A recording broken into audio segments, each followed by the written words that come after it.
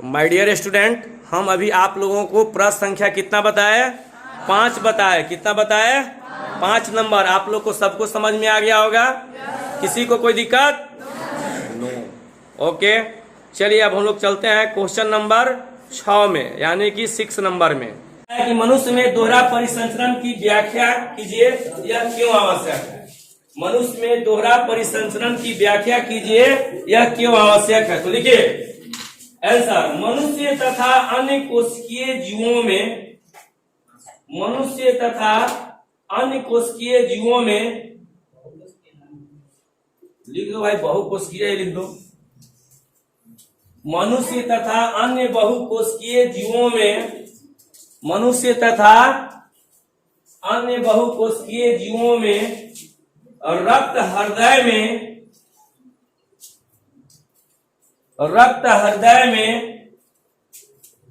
2 बार प्रवाहित होता है। रक्त हृदय में 2 बार प्रवाहित होता है। रक्त हृदय में 2 बार प्रवाहित होता है। आप लोग देखे भी होंगे जी, एक बार शुद्ध रक्त और एक बार अशुद्ध रक्त, यानी कि मनुष्य के हृदय में 2 बार रक्त का प्रवाह होता है। 2 बार आता और जाता है। एक बार शुद्ध रक्त का प्रवाह होता है, एक बार अशुद्ध रक्त का क्या होता है? प्रवाह होता है ना। देखिए, इसलिए इस प्रक्रिया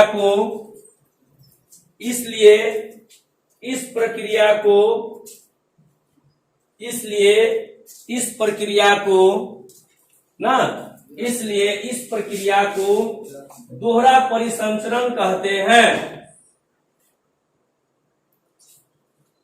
इसलिए इस प्रक्रिया को दोहरा परिसंचरण कहते हैं। Full stop, full stop. यहां तक आप लोगों को समझ में आ गया होगा कि मनुष्य चाहे बहुकोशिकीय जीव होते हैं, उसमें हृदय में जो रक्त का जो प्रवाह होता है 2 बार होता है। क्या बार होता है? 2 बार। इसलिए इस प्रक्रिया को दोहरा परिसंचरण कहते हैं। अगर आप लोगों को परीक्षा में पूछा जाएगा माय डियर स्टूडेंट कि दोहरा परिसंचरण किसे कहते हैं, तो हम लोग बोलेंगे कि मनुष्य जैसे जीवों में जो बहुकोशिकीय होते हैं, उसमें हृदय में 2 बार रक्त का प्रवाह होता है। एक बार शुद्ध रक्त, एक बार अशुद्ध रक्त। और इसी शुद्ध रक्त और अशुद्ध रक्त 2 बार जो प्रवाह होता है, इसी प्रक्रिया को दोहरा परिसंचरण कहते हैं। अब हम लोग फुल स्टॉप लिख कर देंगे। इसके बाद अब हम लोग पैराग्राफ चेंज करके लिखना स्टार्ट करेंगे। लिखिए, आगे लिखिए। हृदय में 4 कोशिकीय अंग होते हैं। हृदय में 4 कोशिकीय, वही अलिंद और निलय। हृदय में 4 कोशिकीय अंग होते हैं।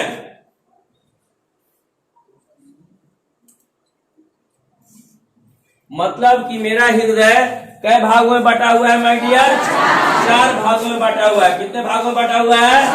आप लोगों से कोई पूछेगा कि मनुष्य का हृदय में कितने कोष्ठ होते हैं? 4 कोष्ठ होते हैं। हमारा जो हृदय बटा हुआ है कई भागों में? 4 भागों में बटा हुआ है। कितने भागों में? 4 भागों में बटा हुआ है। देखिए ऊपर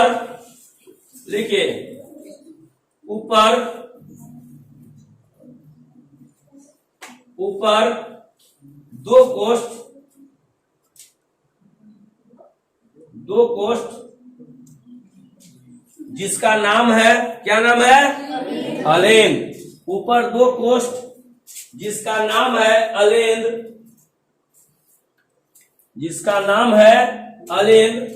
और नीचे वाले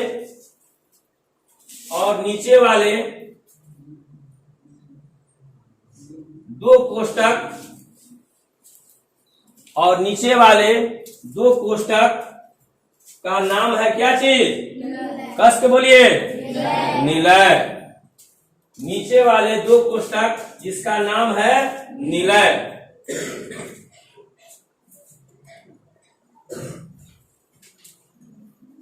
यहां तक किसी को कोई दिक्कत? फिर से एक बार समझाते हैं। इसके बाद आगे लिखवाएंगे। कह रहा है क्वेश्चन पहले देखिए, परिसंचरण की व्याख्या करें, यह क्यों आवश्यक है। तो सबसे पहले लिखेंगे कि मनुष्य चाहे मनुष्य जैसे अन्य बहुकोषीय जीवों में ना हृदय में रक्त का प्रवाह जो होता है, जो परिवहन जो होता है वह 2 बार होता है। क्या बार होता है? 2 बार। अशुद्ध रक्त का 1 बार, शुद्ध रक्त का माने पहले शुद्ध का फिर अशुद्ध का 2 बार परिवहन होता है, इसलिए दोहरा परिसंचरण करते हैं। अब हम लोग लिखेंगे कि मनुष्य का जो हृदय है वह 4 भागों में बटा हुआ है। कई भागों में? 4 भागों में बटा हुआ है। ऊपर वाले 2 भाग को अलिंद बोलते हैं। क्या बोलते हैं? अलिंद बोलते हैं। और नीचे वाले 2 भाग को निलय बोलते हैं। क्या बोलते हैं? निलय बोलते हैं। इस तरह से हमारा जो हृदय है 4 भागों में बटा हुआ है। क्या भागों में बटा हुआ है? यहाँ तक आप लोगों को सबको समझ में आ गया कि हमारा हृदय में 2 बार रक्त का प्रवाह होता है ना। कई बार होता है?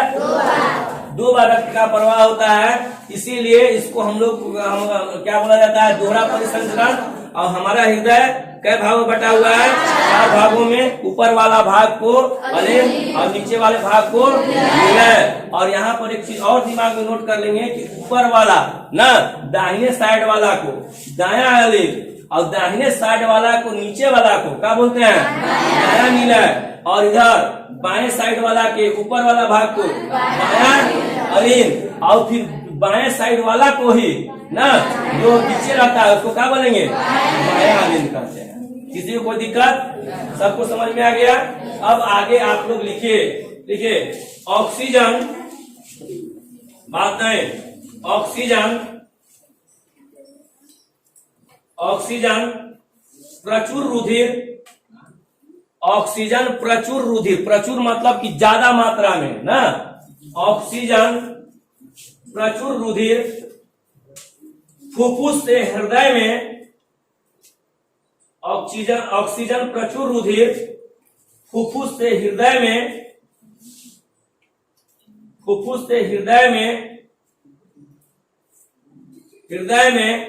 बाईं ओर स्थित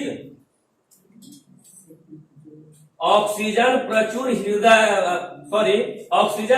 रुधिर फुफ्फुस से हृदय में बाईं ओर स्थित ना, बाईं ओर स्थित कहाँ आता है जी? अलिंद में। कहाँ? हाँ, बाईं ओर स्थित अलिंद में आता है।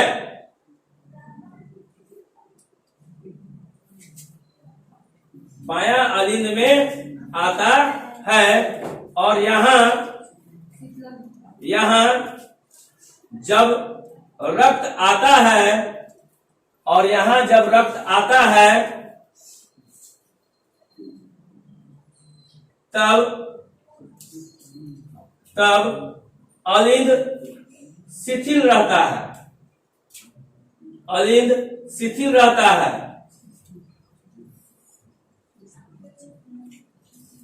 अलिंद क्या हो जाता है? शिथिल हो जाता है, माने शिथिल रहता है, शिथिल रहता है। जिससे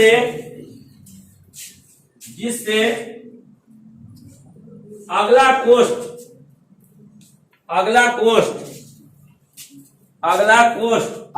क्या है जी? निलय फैल जाता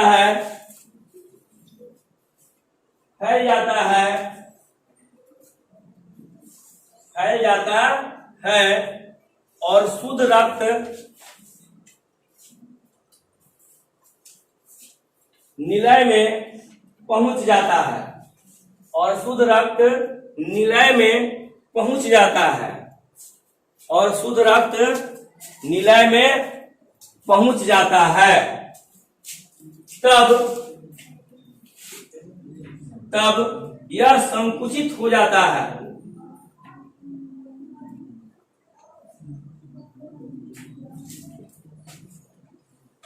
तब यह संकुचित होता है। तब यह क्या होता है जी? जैसे इसमें रक्त शुद्ध रक्त पहुंचता है तो यह क्या हो जाता है? संकुचित हो जाता है। जिससे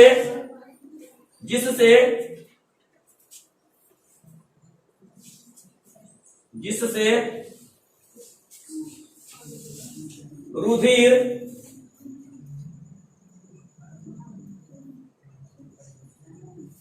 रुधिर महाधमनी के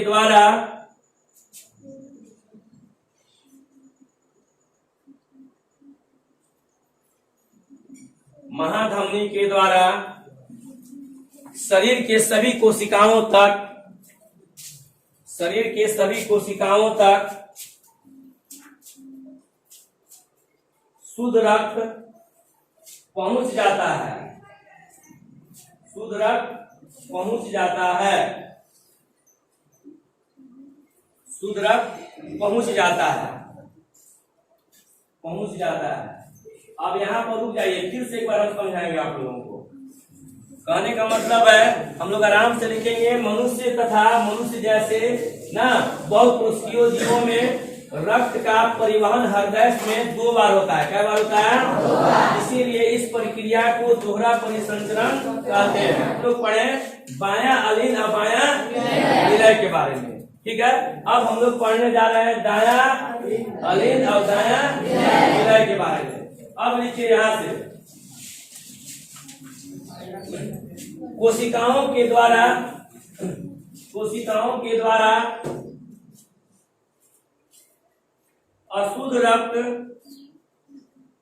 अशुद्ध रक्त महाशिरा के द्वारा, कोशिकाओं के द्वारा अशुद्ध रक्त महाशिरा के द्वारा, माने कोशिकाओं से प्राप्त अशुद्ध रक्त महाशिरा के द्वारा हमारे हृदय में 2 रास्ते देखे होंगे आप लोग कि 2 रोडवेज, यानी कि 2 जगह से आता है ना। 2 रास्ते यानी कि ऊपर से आता है, उसको क्या बोलते हैं? हाँ, यानी कि ऊपरी महाशिरा और निचली महाशिरा के द्वारा,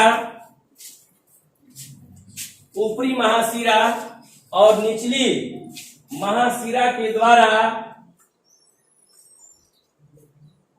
दायां अलिंद में आता है। दायां अलिंद में आता है। कहाँ आता है जी? दायां अलिंद में आता है। क्या रास्ता से? 2 रास्ता से। ऊपर से आता है, उसको बोलेंगे ऊपरी महाशिरा, और नीचे से आता है हृदय में, उसको बोलेंगे निचली महाशिरा। तो 2 रास्ते से आता है। क्या रास्ते से आता है? 2 रास्ते से आता है। यहाँ से रक्त, देखिए यहाँ से रक्त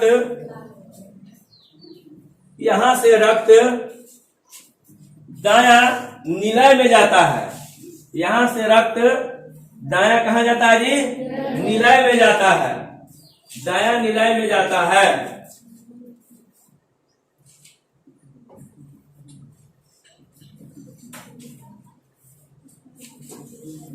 कहाँ पहुंचता है जी? दायां निलय में जाता है। और यहाँ से अशुद्ध रक्त पुनः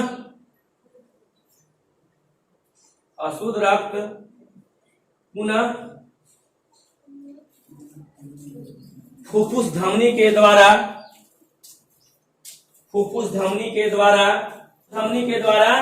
फेफड़ा में पहुंच जाता है। यहाँ से अशुद्ध रक्त फुफ्फुस धमनी के द्वारा फेफड़ा में पहुंच जाता है। हो गया? पहुंच जाता है। देखिए इस तरह से नीचे पैराग्राफ चेंज करके, इस तरह से हमारे शरीर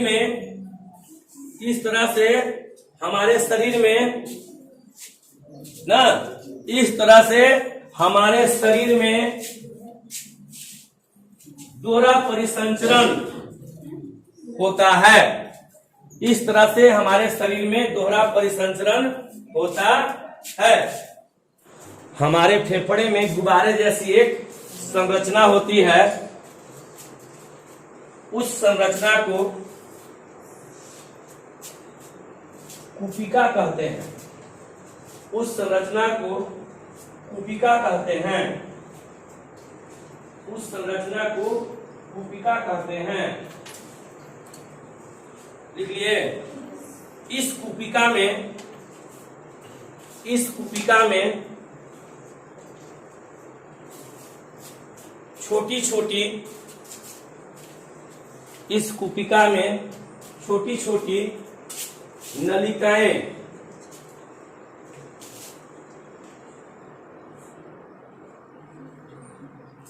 नलिकाएं पाई जाती है।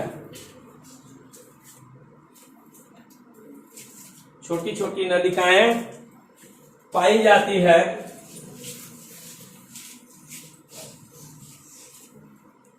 ये नलिकाएं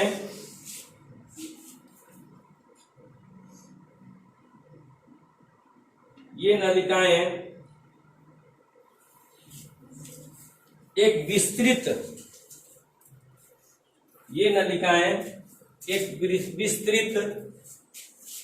सतह का निर्माण करती हैं, एक विस्तृत सतह का निर्माण करती हैं।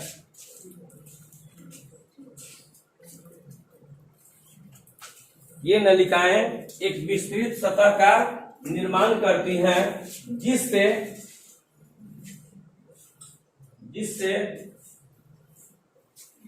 गैसों का आदान प्रदान, जिससे गैसों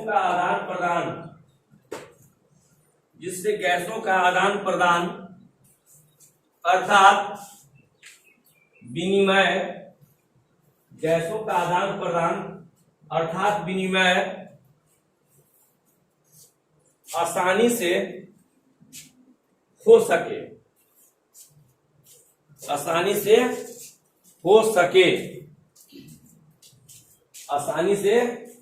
हो सके। कोई दिक्कत?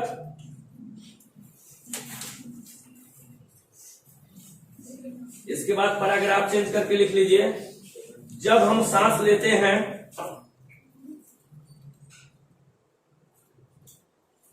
जब हम सांस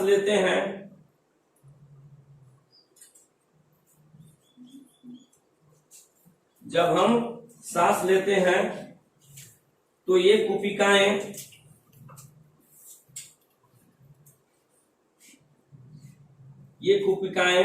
हवा से भर जाती है,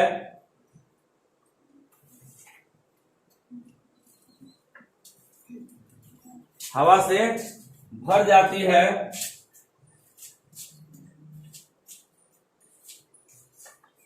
तो यह फैल जाती है। हवा से भरेगा तो क्या हो जाएगा? फैल जाएगा। तो यह फैल जाती है,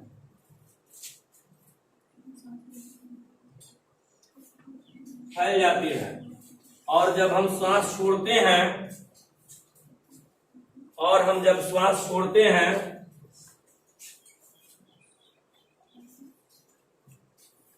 तो ये कुपिकाएं सिकुड़ जाती हैं। ये कुपिकाएं सिकुड़ जाती हैं।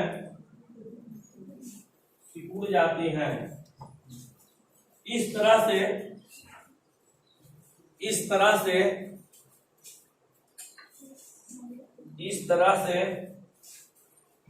हमारे शरीर में गैसों के लिए की जगह पर कर दो, गैसों के विनिमय के लिए। इस तरह से हमारे शरीर में गैसों के विनिमय के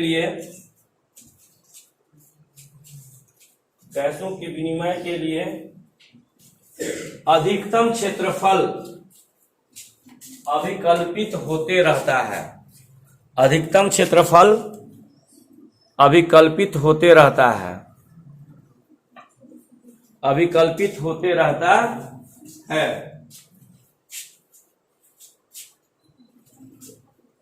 अधिकतम क्षेत्रफल अभिकल्पित होते रहता है।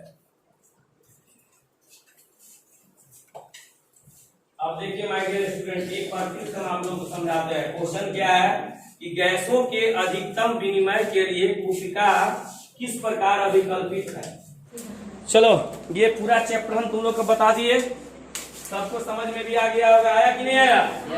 ये चैप्टर का मेन जो हम लोग को पढ़ना है वो क्या पढ़ना है? हीरोन का सूत्र। क्या पढ़ना है? हीरोन का सूत्र सबको के याद हो गया होगा, याद हो गया ना? हीरोन का सूत्र क्या होता है? S into S minus A into S minus B into S minus C का रूट ओवर क्या होता है? मतलब कि ऊपर से रूट। अब एस क्या है?